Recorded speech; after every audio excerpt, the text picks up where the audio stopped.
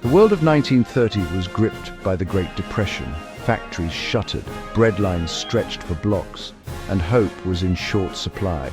In America and Britain alike, mass unemployment and economic despair bred resentment and suspicion. The old bonds of the Great War began to unravel, strained by the issue of war debts.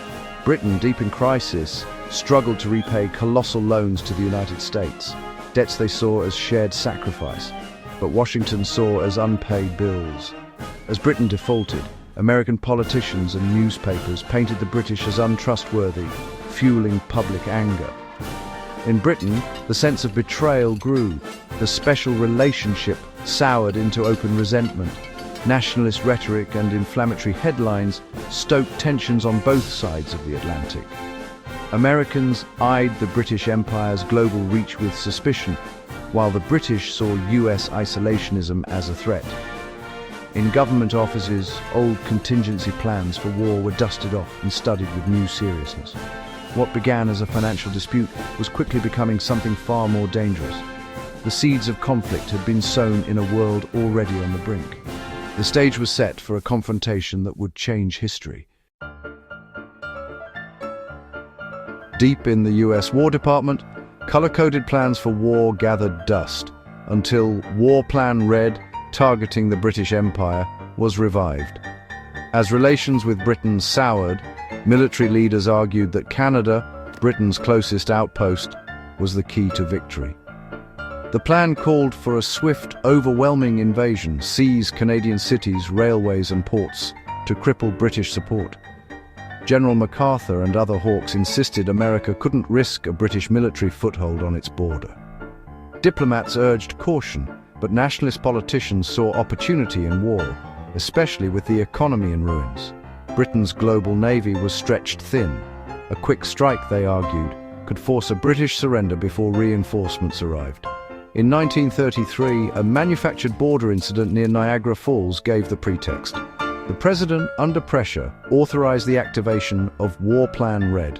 Secret mobilization orders went out. US divisions quietly moved north. America was about to invade its closest neighbor and challenge the might of the British Empire. The world watched as the unthinkable became reality. War was no longer a distant possibility. The countdown to conflict had begun. At dawn in 1933, Operation Crimson Tide began. American troops surged across the border in a coordinated assault. Vancouver fell quickly, severing Canada's Pacific link, while offensives from the Midwest targeted Winnipeg and Ontario's industrial heartland. The advance on Toronto met fierce resistance. Canadian militias fought for every inch, turning the invasion into a bloody slog. In Quebec, American planners misjudged the resolve of French Canadians, who united in defense of their homeland. The push toward Montreal and Quebec City stalled amid ferocious opposition. Halifax, the vital Atlantic port, became the focus of a disastrous US amphibious assault, repulsed by heavy defenses and a determined Royal Canadian Navy. The failure to take Halifax left the door open for British reinforcements. While some cities fell, others became fortresses, and the cost of war mounted rapidly. The American dream of a quick victory was already slipping away. The invasion had awakened a nation's fury and set the stage for a wider, bloodier conflict. The war for Canada was only beginning. Every mile gained came at a terrible price. The world braced for escalation. The fate of North America hung in the balance. The conflict was no longer just about territory, it was about survival. The true cost of war was only starting to be revealed. News of the invasion electrified London. The British Empire mobilized with unprecedented speed.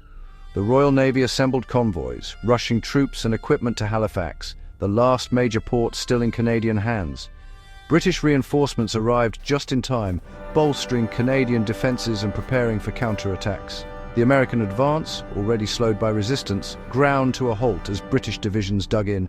Southern Ontario became a landscape of trenches and barbed wire, echoing the horrors of the Western Front.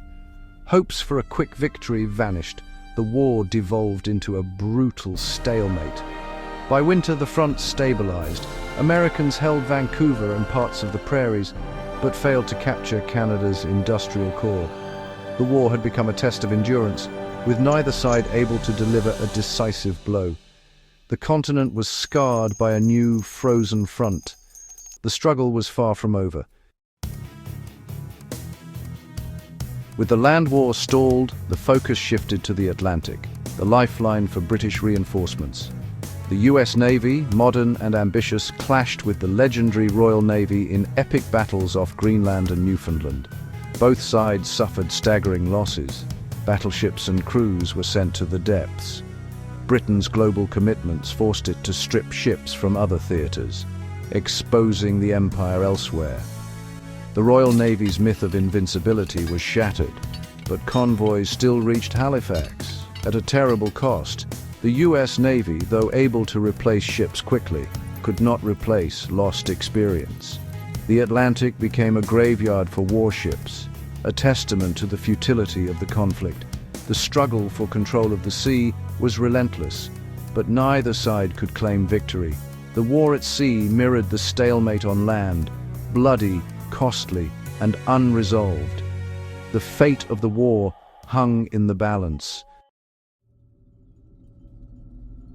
Geography shaped the war at sea. Two locations became critical: Bermuda and Northern Ireland's ports. Bermuda, a British stronghold just off the US coast, allowed the Royal Navy to raid shipping and escort convoys. The US Navy was forced into a costly blockade, fighting constant skirmishes in the surrounding waters. Across the Atlantic, Belfast and Londonderry became the main assembly points for British convoys, protected from American attack. These bases ensured the flow of British reinforcements, despite American efforts to cut them off. American planners dreamed of capturing these strategic points, but the reality of war made it impossible.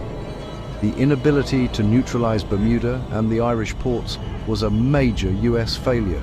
The Atlantic campaign would drag on, with no clear winner. The war's outcome remained uncertain. By 1934, the war's initial fervor had faded, replaced by exhaustion and anger on both sides. Casualty lists grew, and the conflict felt increasingly fratricidal, dividing families and friends. In the US, promised economic benefits never materialized. Instead, rationing and debt soared. Protest movements gained strength, questioning the purpose of fighting, quote, "our cousins." Britain, still scarred by the Great War, faced economic collapse and mounting public opposition. Soldiers on both sides grew disillusioned, fighting an enemy they didn't hate for goals they didn't understand. Morale crumbled in the trenches. The war was rotting from within. The generals demanded more, but the soldiers' hearts were no longer in it. The conflict had become a senseless, grinding ordeal. The will to fight was fading fast. By early 1935, both governments knew the war was unwinnable. Stalemate on land, devastation at sea, and public support gone. Secret negotiations began in Iceland, with both sides bitter and exhausted. The US demanded to keep Vancouver. Britain refused, insisting on a full American withdrawal and no reparations. Weeks of tense talks ended in reluctant compromise, a return to pre-war borders. All prisoners exchanged and war debts cancelled. The Treaty of Reykjavik was a somber admission of failure.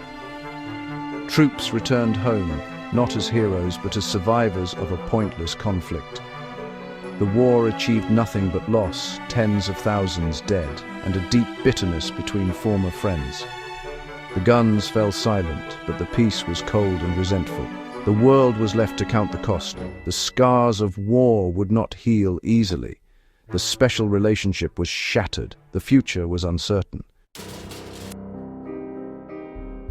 The years after the Treaty of Reykjavik were marked by bitterness and suspicion. Canada's national identity hardened against the US. Britain saw America as untrustworthy. The special relationship was dead until a new threat emerged in Europe. Hitler's Nazi regime rearmed, casting a shadow over the continent. Alarmed, Britain and America began to share intelligence, setting aside old grudges. The lessons of their war, especially at sea, became vital as the German threat grew. When war erupted in Europe, survival demanded cooperation. The Anglo-American alliance was reborn not from trust, but necessity. Former enemies now stood side by side, united by the hard lessons of their own tragic conflict. In the end, history teaches us that the bonds of friendship and cooperation between neighboring countries must be cherished and protected. Intimidation and coercion, in any form, only sow the seeds of distrust and conflict, and must always be rejected no matter the cost. Canada is, and always will be, a free and sovereign nation. No foreign power, no matter how great, shall ever intimidate or annex this land. Let this serve as a reminder to all, especially those who would seek to undermine these values. The spirit of freedom and mutual respect will always prevail.